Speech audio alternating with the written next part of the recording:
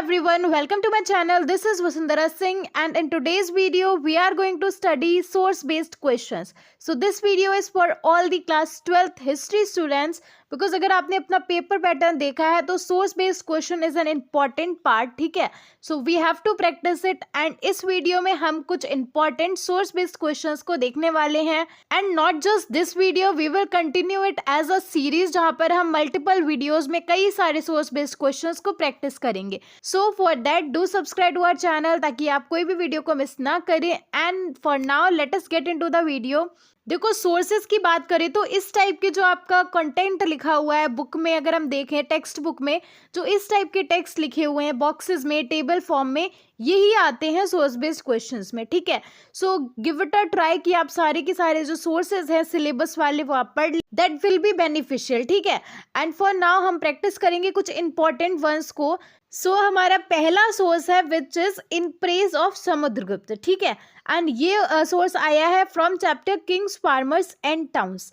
सो देखो, if we talk about source based questions तो ये उसी टाइप से है जैसा हम हमेशा से इंग्लिश पेपर में देते आ रहे हैं.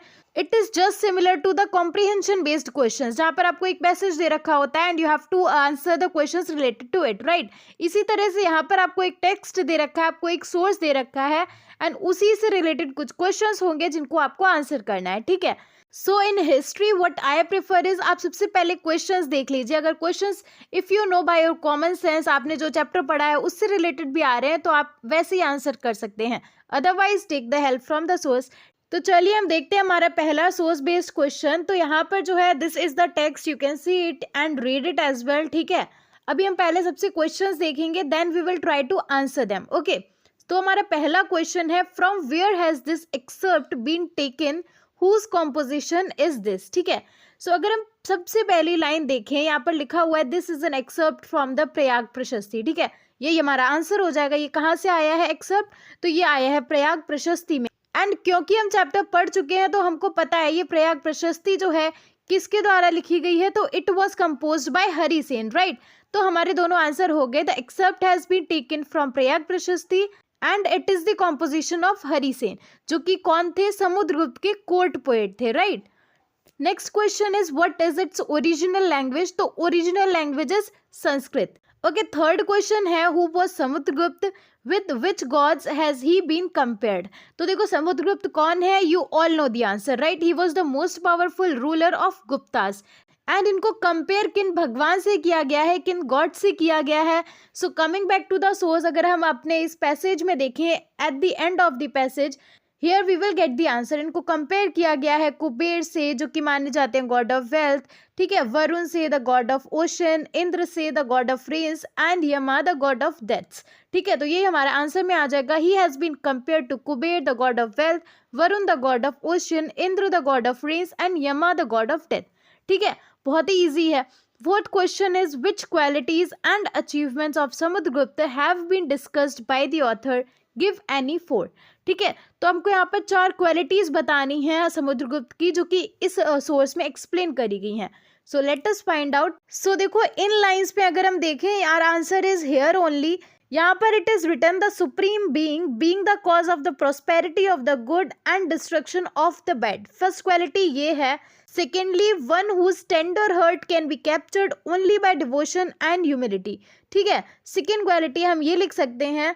Third, we will see his mind has received ceremonial initiation for the uplift of the miserable, the poor, the forlorn and the suffering. यानी कि जो भी जरूरतमंद लोग हुआ करते थे उनको अपलिफ्ट करने की वो कोशिश करते थे, right. Third quality we have got over here. So this is how you can find out the answers. बहुत ही सिंपली हमको क्लियरली मिल जाएंगे आंसर्स, ठीक है. एंड कुछ क्वेश्चंस अगर ऐसे हैं कि आपको आंसर नहीं मिल रहा है पैसेज में तो ऑफकोर्स वो आपका चैप्टर का स्टफ होगा, ठीक है. So if you have read the chapter then you can answer every question, ठीक है.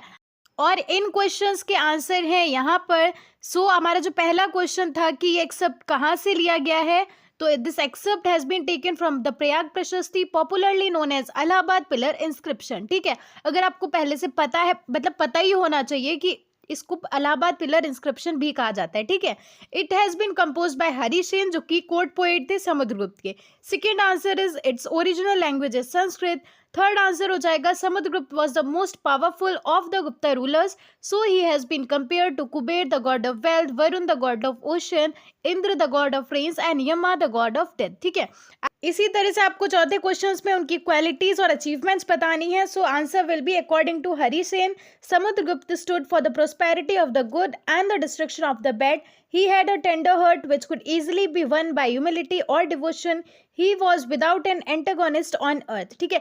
एंड फोर्थ हो जाएगा he worked for the upliftment of the miserable, the poor, the forlorn and the suffering, ठीक है। तो इस तरह से हमको सारे के सारे आंसर्स जो है पैसेज में ही मिल जाएंगे। इट इज़ वेरी सिंपल, थोड़ा सा दिमाग लगाने की ज़रूरत है। सबसे पहले कोशिश करिए आप क्वेश्चंस पढ़ लीजिए, ठीक है। तो आपको एक रेफरेंस रहेगा दिमाग में कि हाँ हमको ये चीज़ सर्च करनी है, then you can find it very simply, ठीक है। Moving towards the second source, so this is a source from the chapter kinship caste and class. तो टेक्स्ट क्या है, 8 फॉर्म्स ऑफ मैरिज। यहाँ पर हमको 8 फॉर्म्स ऑफ मैरिज के बारे में बता रखा है, जहाँ पर बेसिकली इस पैसेज में हमको first, fourth, fifth and sixth form of marriage explain करी गई है, ठीक है। तो सबसे पहले हम क्वेश्चंस देख लेते हैं, then we will try to find out the answers, ठीक है। सबसे पहला क्वेश्चन है what is Manusmriti and when was it compiled, ठीक है। Second question is what is this accept about, who had made these rules. Third question है distinguish between the methods of first and fifth marriage. And fourth one is how many marriages are approved by Dharmasutra and Dharmashastra, how have they been classified, ठीक है। तो देखो simple है बहुत ही ज़्यादा। हमारा जो पहला क्वेश्चन है मनुस्मृति क्या है, यहाँ पर आपको पैसेज पढ़ने की भी ज़रूरत नहीं, बिकॉज आपको पहले से ही पता होना चाहिए मनुस्मृति है क्या, ठीक है। वो आपके चैप्टर में भी इंक्लूडेड है, हमको पहले से भी पढ़ाया गया है, ठीक है। तो मनुस्मृति क्या है, वो एक इंपॉर्टेंट टेक्स्ट है जहाँ पर हमको लॉज बताए गए हैं उस टाइम की सोसाइटीज़ के, ठीक है। एंड इसको बनाया गया था बिटवीन 200 BCE एंड 200 CE, ठीक है। तो हमारा पहला आंसर हो गया। सेकेंड क्वेश्चन है what is this accept about, तो बहुत ही ऑब्वियस है, हमारी हेडिंग ही है 8 फॉर्म्स ऑफ मैरिज, है ना। तो this except is concern with different types of marriages. And ये जो लॉज है, ये नॉर्म्स है, ये किसने बनाए थे, तो ये रूल्स बनाए गए थे ब्राह्मण्स के द्वारा, okay. Third question is distinguish between the methods of first and fifth marriage, है ना। तो देखो ये हम पैसेज से ही दे सकते हैं बहुत ही ज़्यादा ईजिली। जो हमारा फर्स्ट मैरिज है, तो जो भी टेक्स्ट लिखा हुआ है आप एज इट इज़ भी लिख सकते हैं, ठीक है। जो फर्स्ट मैरिज का हमको डिटेल दे रखी है वो लेंगे हम, एंड फिफ्थ की जो रखी है वो ले लेंगे, ठीक है। तो लेट अस सी हम किस तरह से आंसर लिखेंगे। In the first kind of marriage the father dressed her daughter in costly clothes and gave her gifts, ठीक है। He also honoured her with presents with jewels, he offered her to a man whom he himself invited, ठीक है। But in the fifth kind of marriage the bridegroom received a maiden only after giving wealth to the bride and other kinsmen, ठीक है। Simple है। Fourth question है कितनी marriages approve करी गई हैं धर्मशास्त्र और धर्मसूत्र में, ठीक है। तो जैसा कि हमारी हेडिंग में ही गिवन है 8 काइंड्स ऑफ मैरिज, ठीक है। तो आंसर में भी हम वही लिख देंगे 8 काइंड्स ऑफ मैरिज को अप्रूव किया गया है, जिसमें कि जो पहली 4 हैं वो अच्छी मानी जाती हैं, एंड जो बाकी की लास्ट की जो 4 हैं वो अच्छी नहीं मानी जाती। ऐसा माना जाता है कि ये जो 4 मैरिजेस हैं, लास्ट की जो 4 मैरिजेस हैं, वो वही लोग परफॉर्म करते हैं जो कि ब्राह्मणिकल नॉर्म्स को नहीं मानते हैं, ब्राह्मण्स के लिखे हुए रूल्स को नहीं फॉलो करते हैं, ठीक है। ये हम एडिशनल डिटेल दे सकते हैं इफ़ यू नो। वैसे इफ़ यू नो वाला कोई ऑप्शन नहीं है, आपको पता ही होना चाहिए, because you are giving your boards, right. आपको सारी की सारी नॉलेज होनी चाहिए, ऐसा नहीं अगर पता है तो लिख दो, अगर नहीं पता है तो नहीं। No, you have to write everything, you should know everything, okay. तो चलिए हम इनके भी आंसर्स देख लेते हैं। First answer is among all the Dharmasutra and Dharmashastra, Manusmriti is the most important text about law. It was compiled between 200 BCE and 200 CE. ठीक है। सेकेंड क्वेश्चन का आंसर हो जाएगा this except is concern with different types of marriages, these norms were made by Brahmins. Third question I have already told you, वही repeat कर देंगे हम। यहाँ पर जो टेक्स्ट में लिखा हुआ है as it is just write it down, ठीक है। You can see on the screen, answer आप देख सकते हैं, ठीक है। एंड फोर्थ आंसर हो जाएगा द धर्मसूत्र एंड धर्मशास्त्र approved of 8 kinds of marriages. Out of these, the first 4 kinds of marriages were considered good. The latter 4 marriages were, however, condemnable. ठीक है, these were practiced by those who did not believe in Brahmanical norms. ठीक है, it is very simple. Moving towards the third source, again this is an excerpt from the same chapter, kinship, caste and class, and the topic is a mother's advice. ठीक है, तो यहाँ पर आपको महाभारत से related थोड़ा सा टेक्स्ट दे रखा है, उससे रिलेटेड क्वेश्चंस आएंगे, ठीक है। तो let us see the questions first. Explain briefly Gandhari's appeal appeal to Duryodhan. जब हम ये टेक्स्ट पढ़ेंगे, okay, let us see the text first. ठीक है, the Mahabharata describes how when war between the Kauravas and the Pandavas became almost inevitable, Gandhari made one last appeal to her eldest son Duryodhan. By making peace you honor your father and me as well as your well-wishers. It is the wise man in control of his senses who guards his kingdom. Greed and anger drag a man away from his profits. By defeating these two enemies, a king conquers the earth. You will happily enjoy the earth, my son, along with the wise and heroic Pandavas. There is no good in war, no law, dharma, and profit earth, let alone happiness, nor is there necessarily victory in the end.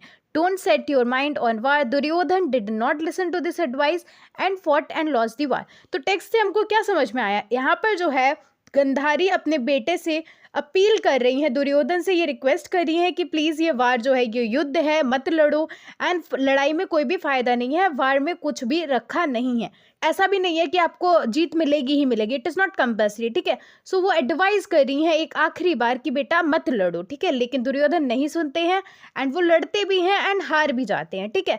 तो you have understood the text, now let us see the questions. Question number first is explain briefly Gandhari's appeal to Duryodhan.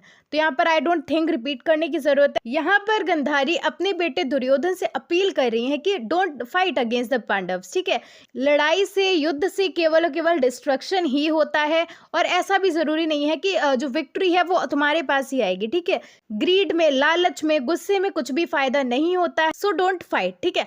Next question is do you agree with Gandhari's advice to Duryodhana? Give 2 arguments in support of your answer, ठीक है। तो अब इस question का answer आप इस passage में मत ढूंढिए, ये आपसे पूछा गया है, आपका कॉमन सेंस क्या कहता है, क्या आप अग्री करते हैं इनकी इस एडवाइस से? तो बहुत ही नेचुरल है, बहुत ही बेसिक सी चीज़ है कि हाँ, we all advice to Gandhari's advice, because सच में लड़ाई में कुछ भी नहीं रखा है और इससे कोई फायदा नहीं होने वाला है, ठीक है। Another name of war is destruction, war हुआ यानी कि डिस्ट्रक्शन होगा ही होगा। तो इस तरह से आप कुछ भी आर्ग्यूमेंट्स दे सकते हैं जो भी आपका कॉमन सेंस बोलता है, ठीक है। देखो, अग्री तो करना ही है कि गंधारी की एडवाइस ठीक है, आपको युद्ध नहीं करना चाहिए, ठीक है। अब आपका अपना दिमाग क्या कहता है कि लड़ाई क्यों नहीं करनी चाहिए, वही 2 आर्ग्यूमेंट्स आप यहाँ पर लिख देंगे, okay. Next question is why did Duryodhana not listen to his mother's advice? Give 2 possible reason, ठीक है। दुर्योधन ने अपनी माँ की बात को क्यों नहीं सुना था? तो आप अपने दिमाग से बताइए क्या 2 रीजंस रहे होंगे जिस वजह से दुर्योधन ने अपनी माँ की बात नहीं सुनी। तो यहाँ पर हम सिंपली लिख सकते हैं दुर्योधन ने अपनी माँ की बात इसलिए नहीं सुनी होगी बिकॉज उसे अपने आप पर बहुत ज़्यादा भरोसा होगा, उसे अपने आप पर ओवर कॉन्फिडेंस रहा होगा, ठीक है। उसे अपनी पावर पे, खुद पर बहुत ज़्यादा भरोसा होगा। पहला रीज़न हम ये दे सकते हैं।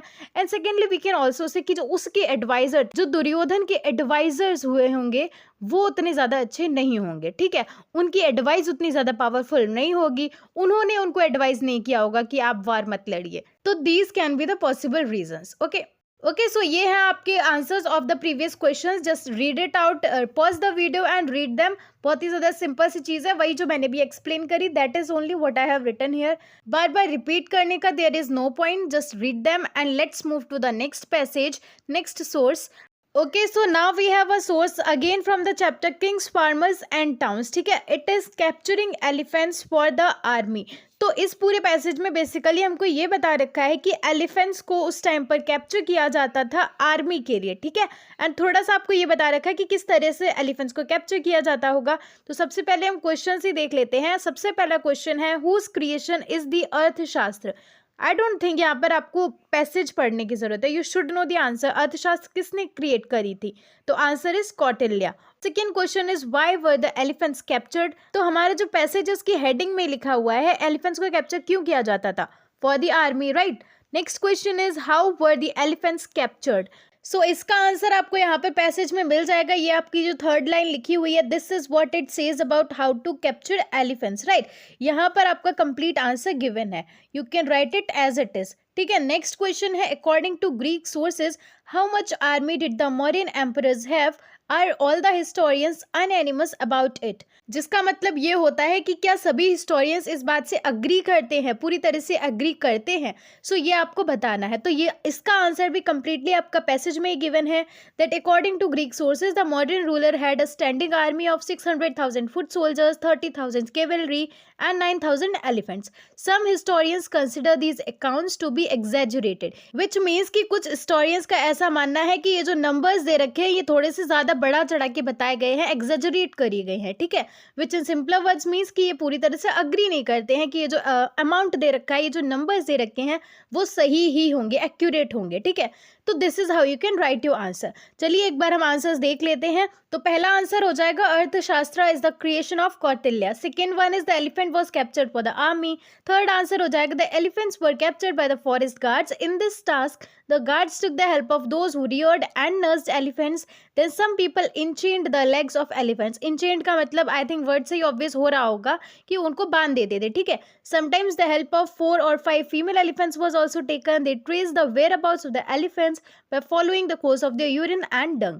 ठीक है। फोर्थ क्वेश्चन का आंसर हो जाएगा according to Greek sources the army of modern rulers included the following. जो भी नंबर्स गिवन है वो हम लिख देंगे। 600,000 फुट सोल्जर्स, 30,000 कैवलरी, 9,000 एलिफेंट्स, ठीक है। But all the historians are not unanimous about these figures. Unanimous यानी कि वो अग्री नहीं करते हैं पूरी तरह से, ठीक है। Many of them consider these figures to be exaggerated, ठीक है। सो अभी तक हमने जो 3-4 सोर्सेज करे, आई होप आपको समझ में आया होगा किस तरह से आंसर करना है। यहाँ पर कुछ समझने जैसा है ही नहीं, बहुत ही ज्यादा सिंपल से क्वेश्चंस आते हैं, इतना बहुत ज्यादा टफ नहीं है, इससे इतना ज्यादा डरने की जरूरत नहीं। It's not a big deal. जो क्वेश्चंस हैं वो आपको बस ध्यान से पढ़ने हैं। You have to read the passage carefully and आपको अच्छे से आंसर्स मिल जाएंगे। There is nothing to worry, ठीक है। सो चलिए let us see one more passage, one more source. तो यहाँ पर जो हमारा टॉपिक है that is from the chapter thinkers beliefs and buildings, जहाँ पर आपका टॉपिक है, हेडिंग है rules for Monks and nuns, ठीक है। तो ये आप लाइन से क्लियर कर सकते हैं, ये बुद्धिज्म वाले टॉपिक से रिलेटेड है, जहाँ पर आपको मॉन्क्स यानी कि जो भी साधु और साध्वी होते थे उनके रूल्स बताए गए हैं इन दिस पैसेज, ठीक है। So just have a look on it. These are some of the rules laid down in the Vinaya Pitaka. When a new felt blanket has been made by a bhikkhu, it is to be kept for at least 6 years. If after less than 6 years he should have another new felt blanket made regardless of whether or not he has disposed of the first, then unless he has been authorized by the bhikkhus, it is to be forfeited and confessed. In case a bhikkhu arriving at a family residence is presented with cakes or cooked grain meal, he may accept 2 or 3 bowlfuls if he so desires. If he should accept more than that, it is to be confessed. Having accepted the 2 or 3 bowlfuls and having taken them from there, he is to share them among the bhikkhus. This is the proper course here. ठीक है। Should any bhikkhu having set out bedding in a lodging belonging to the sangha or having had it set out and then on departing neither put it away nor have it put away, और should he go without taking leave, it is to be confessed. तो यहाँ पर जो बार बार term confessed आ रहा है, इसका यही मतलब है कि आपको कन्फेस करना पड़ेगा कि आपने कुछ गलत काम किया है, ठीक है।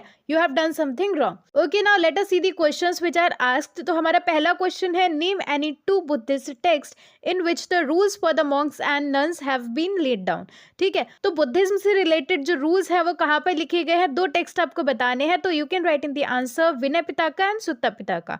Okay, second question is why were these rules framed. तो जैसा कि हमने देखा इस पैसेज में आपको रूल्स बताए गए हैं मॉन्क्स और नन्स के, ठीक है। अब आपसे पूछ रहा है कि ये रूल्स बनाए ही क्यों गए, तो व्हाट वाज द नीड, ठीक है। तो ये जो रूल्स है बनाए गए थे भिक्खुस और भिक्खुनीस के लिए। एंड अब ये भिक्खुस और भिक्खुनीस कौन है, तो ये वो लोग हैं जो कि बुद्धिज्म को फॉलो करते हैं, राइट। तो ये रूल्स बनाए गए थे ताकि जो लोग बुद्धिज्म को फॉलो करते हैं वो एक प्योर लाइफ जिए, because they have to teach the people about the Buddhism principles and how to live a pure life.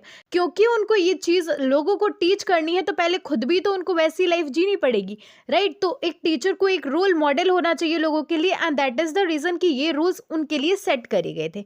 Okay, तीसरा क्वेश्चन है व्हाट वाज द संघा। तो यहाँ पर आपको पैसेज देखने की बिल्कुल भी जरूरत नहीं है, बिकॉज ये क्वेश्चन इंडिविजुअली भी काफी इंपॉर्टेंट है। संघा क्या होता है, तो it is the organisation of bhikkhus and bhikkhunis, basically the people who are following the Buddhism, ठीक है। जो फॉलोअर्स हैं बुद्धिज्म के उनका एक ग्रुप है एंड उसी ऑर्गेनाइजेशन को बोला गया है संघा। तो सिंपली इसी चीज को we will write in the answer, ठीक है। Next question is state any 2 rules mentioned in the passage for the bhikkhus. So जैसा कि पैसेज की हेडिंग ही है, यहाँ पर हमको रूल्स बताए गए हैं मॉन्क्स एंड नन्स के, तो कोई भी 2 रूल्स उठा करके यहाँ से आप आंसर में लिख सकते हैं। तो चलिए हम आंसर्स को देख लेते हैं। तो पहले क्वेश्चन में हमको दो टेक्स्ट बताने थे, तो answer will be Vinaya Pitaka and Sutta Pitaka, ठीक है। सेकेंड क्वेश्चन था कि ये रूल्स बनाए क्यों गए हैं, तो that I have explained you. Rules were made for the bhikkhus and bhikkhunis and they were supposed to live a pure life because they used to teach the people. A teacher must lead the people by becoming a role model for the people. तीसरा question था संघा क्या है, तो ये आपको अच्छे से पता होगा अगर आपने चैप्टर को पढ़ा है।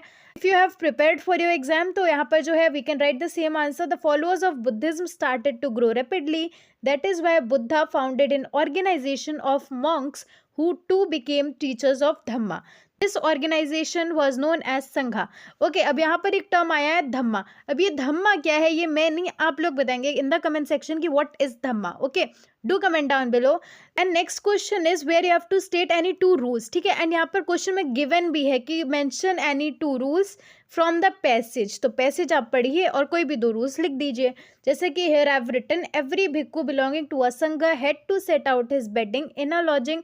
It was considered a crime not to set out the bedding before departure, ठीक है। Secondly, in case a bhikkhu arriving at a family residence is presented with cakes or cooked grain meal, he may accept 2 or 3 bowlfuls if he so desires, ठीक। Basically यहाँ पर ये बताया गया है कि कोई भी भिक्खु अगर किसी के घर पर जाता है एंड वहाँ पर उसको खाना ऑफर किया जाता है, कुक्ड मील ऑफर करी जाती है, तो वो ज़्यादा से ज़्यादा 2 या 3 बाउल्स ले सकता है, उससे ज़्यादा नहीं ले सकता। उससे ज़्यादा लेता है तो that is a crime, that is not acceptable, ठीक है। एंड देन ये 2-3 बाउल्स ग्रेन के ले जाने के बाद में उसको जो है बाकी के भिक्खूस के साथ में भी इसको शेयर करना होता था, ठीक है। ओके, तो this was a way of living. So ये चीज आप लिख सकते हैं एंड इस तरह से you will write the answers. I hope it is clear to you guys कि किस तरह से आंसर लिखे जाएंगे सोर्स बेस्ड क्वेश्चन में। ये पूरी तरह से जो आपका इंग्लिश में आता है ना कॉम्प्रिहेंशन बेस्ड क्वेश्चन, जो हमने बचपन से करे हैं, बस वही है। There is nothing different. हो सकता है कभी कोई क्वेश्चन ऐसा आए जो कि सोर्स से रिलेटेड ना हो, चैप्टर से रिलेटेड हो, बट ऐसा तो है नहीं कि आपने चैप्टर पढ़ा नहीं होगा, आप बोर्ड्स देने जा रहे हैं, तो of course you have read the chapter as well, ठीक है, यू हैव स्टडीड इट, तो you can answer it easily. कुछ भी आउट ऑफ सिलेबस नहीं आ रहा है, कुछ भी अलग से नहीं आएगा, so don't worry. And here we have practised I guess 4 to 5 source based questions. इसी तरह से हम काफ़ी सारे सोर्स बेस्ड क्वेश्चंस को प्रैक्टिस करने वाले हैं इन द अपकमिंग वीडियोज़, जहाँ पर हम ऑलमोस्ट डेली ही 4 से 5 सोर्स बेस्ड क्वेश्चंस को प्रैक्टिस करेंगे, सोर्सेस को समझेंगे, पढ़ेंगे।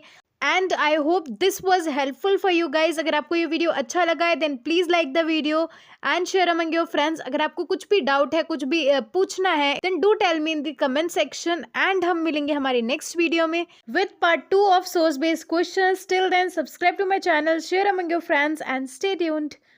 रुक जाना नहीं तू कहीं हार के।